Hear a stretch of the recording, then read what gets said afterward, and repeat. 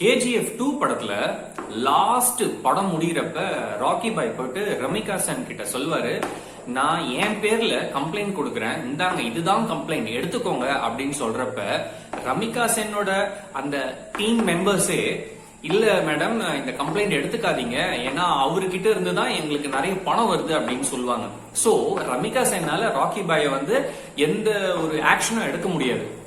இதை எதுக்கு நான் இங்க சொல்றேன் அப்படின்னா, இந்த விஷயத்துல இருந்து நம்ம லா 11 பத்தி நல்லாவே புரிஞ்சுக்கலாம். ஹலோ ஃப்ரெண்ட்ஸ், நான் ஸ்ரீதர். இன்னைக்கு நம்ம law 11 from the book the 48 laws of power பார்க்க போறோம். பயங்கர அல்டிமேட் பவர் என்னன்னு தெரியுங்களா? நீங்க யாரையும் ஃபோர்ஸ் பண்ணாம, யாரையும் ஹர்ட் பண்ணாம உங்களுக்கு வேண்டியதை மத்தவங்க செய்யறாங்க அப்படின்னா நீங்க தான் பவர்ஃபுல்லான பர்சன். இத பண்றதுக்கு நீங்க ஒரு டிபெண்டன்ஸ கிரியேட் பண்ணணும். நீங்க கண்டிப்பா ஒரு ஆபீஸ் செட்டப்ல இதை எக்ஸ்பீரியன்ஸ் பண்ணிருப்பீங்க. ஒருத்தர் பெரிய பொசிஷன்லாம் இருக்க மாட்டாரு, ஆனா அவரு தான் அந்த ஆபீஸையே கண்ட்ரோல் பண்ணுவாரு. ஏன்னா அவருக்கு எல்லாமே தெரியும். நம்ம ஏதாவது வேணும்னா கூட இவர்கிட்ட தான் போய் நிக்கிற மாதிரி இருக்கும். சோ நம்ம அவரு டிபெண்ட் பண்ணி இருக்கிறதுனால அவரு அங்க பவர்ஃபுல்லான பர்சனா இருப்பாரு. நம்ம டெசிக்னேஷன்ல அவரை விட பெரிய ஆளா இருக்கலாம், ஆனா அவரு டிபெண்டன்ஸ கிரியேட் பண்ணிருக்கிறதுனால அவர் இல்லாம நம்மளால எந்த வேலையும் செய்ய முடியாது அப்படிங்கிற சிச்சுவேஷன் இருக்கிறதுனால நம்ம அவரை பவர்ஃபுல்லா பார்ப்போம். நான் ஒரு இடத்துல பார்த்தேன், ஒருத்தர் ரொம்ப நல்லவரு, அவரோட ஜூனியர்ஸுக்கு எல்லாத்தையுமே சொல்லி தருவாரு. அவர் இல்லாமலே அந்த ஜூனியர் எல்லா வேலையும் செய்யற மாதிரி ஒரு செட்டப்பை ரெடி பண்ணிட்டாரு. கொஞ்ச நாள் என்ன ஆச்சு அப்படின்னா, அதான் இந்த ஜூனியருக்கு எல்லாம் தெரியுதே அப்படின்னு சொல்லிட்டு அந்த ஆபீஸோட பாஸ் இந்த மெயினான பர்சனை ரிமூவ் பண்ணிட்டாரு. அந்த ஜூனியரை அந்த பொசிஷன்ல வச்சுட்டாரு. சம்பளம் கொஞ்சம் கம்மியான சம்பளத்துல அந்த ஜூனியரே அந்த எல்லா வேலையும் செய்யற மாதிரி ஆயிடுச்சு. சோ இதுல இருந்து நம்ம என்ன புரிஞ்சுக்கணும்னா, நம்மள நம்பி மத்தவங்க இருக்கிற மாதிரி ஒரு சிச்சுவேஷன் இருந்தாதான் நமக்கு வேல்யூ இருக்கும். இல்லன்னு வச்சுக்கோங்களேன், நம்மள ஈஸியா தூக்கி போட்டு கம்மியான சம்பளத்துல வேற ஒருத்தரை ரீப்ளேஸ் பண்ணிடுவாங்க. நம்ம புரிஞ்சுக்க வேண்டியது என்னன்னா, நம்ம இர்ரீப்ளேசபிளா இருக்கிற வரைக்கும் தான் பவர் நம்ம கிட்ட இருக்கும். நம்ம ஈஸிலி ரீப்ளேசபிளான ஒரு பர்சனா இருந்தா பவர் நம்ம கிட்ட இருக்காது. சோ நம்ம ஈஸிலி ரீப்ளேசபிளா இல்லாம இருக்கிறதுக்கு என்ன பண்ணணும்னா, நம்ம கிட்ட ஒரு ஸ்பெஷல் ஸ்கில் இருக்கணும். நம்ம கூட வேலை செய்யறவங்க விட நம்ம கிட்ட ஒரு ஸ்பெஷல் ஸ்கில் இருந்தது அப்படின்னா நம்மள அவங்க சீக்கிரமா வேலையை விட்டு தூக்க முடியாது. இந்த ஸ்பெஷல் ஸ்கில்ல நீங்க தான் அக்வயர் பண்ணணும். ஆத்தர் 2 வகையா அதை அக்வயர் பண்ணலாம் அப்படின்னு சொல்றாரு. ஒன்னு, ரியலிஸ்டிக்காவே நம்ம ஒரு ஸ்கில்ல டெவலப் பண்ணி, இந்த ஸ்கில் என்கிட்ட இருக்கு, இது இந்த ஆபீஸ் செட்டப்க்கு ரொம்ப ரொம்ப முக்கியம், இது இல்லைன்னா உங்களுக்கு தான் ரொம்ப கஷ்டம் அப்படிங்கிற மாதிரி ஒரு ஸ்கில்ல நம்ம டெவலப் பண்றது. இன்னொன்னு, எந்த ஸ்கில்லுமே இருக்காது, ஆனா ஸ்கில் இருக்கிற மாதிரி ஒரு ஆக்டிங் கிரியேட் பண்ணி நான் தான் அந்த இடத்துல முக்கியங்கிறத ஒரு மாதிரியா மேனிபுலேட் பண்றது.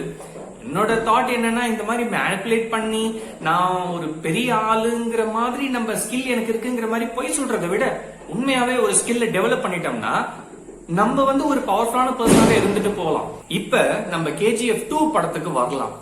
ஏன் ரமிகா சென் ஹீரோ ராக்கி பாய அரெஸ்ட் பண்ண முடியல அப்படின்னா, அவர்கிட்ட இருந்து பணம் நிறைய பேருக்கு போகுது.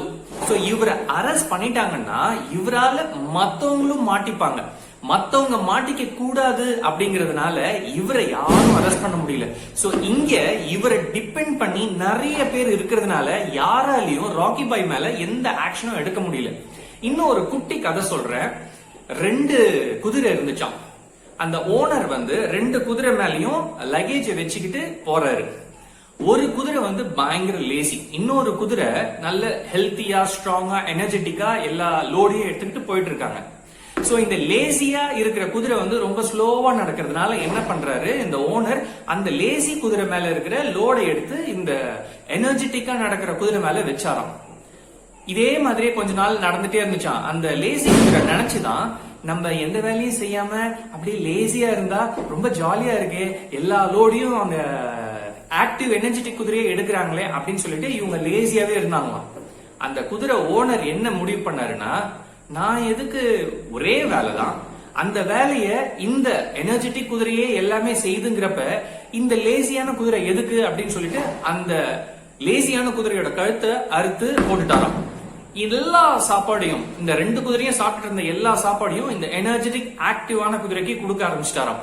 சோ கண்டென்ட் என்ன அப்படின்னா, நீங்க வந்து ஒரு ஸ்கில் இருக்கணும். அந்த ஸ்கில்ல வச்சு மத்தவங்க உங்களை டிபெண்ட் பண்ணிருக்கணும். நீங்க ஒரு ஆபீஸ் செட்டப்ல இருக்கிறீங்கன்னா மத்தவங்கள உங்களை டிபெண்ட் பண்ற மாதிரி வச்சிருந்தாதான் நீங்க ஒரு பவர்ஃபுல்லான பர்சனா இருப்பீங்க.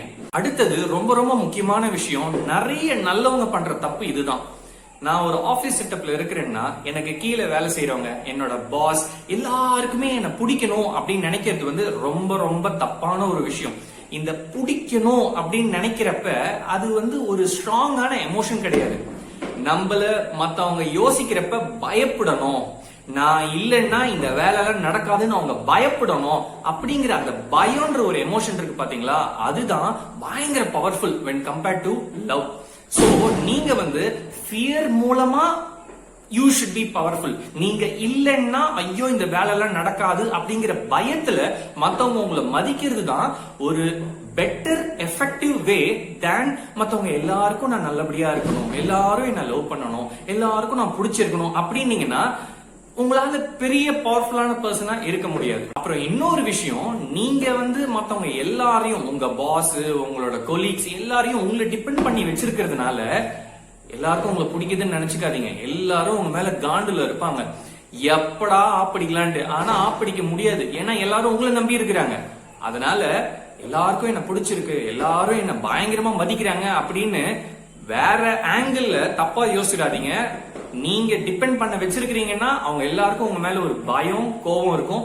ஆனா அததான் உங்களை பவர்ஃபுல்லான பர்சனா வச்சிருக்கும். சோ வித் திஸ் இந்த வீடியோ நான் முடிக்கிறேன். அடுத்த வீடியோல லா 12 படிச்சிட்டு நான் உங்களுக்கு ஷேர் பண்றேன். As always, sharing is caring and take care.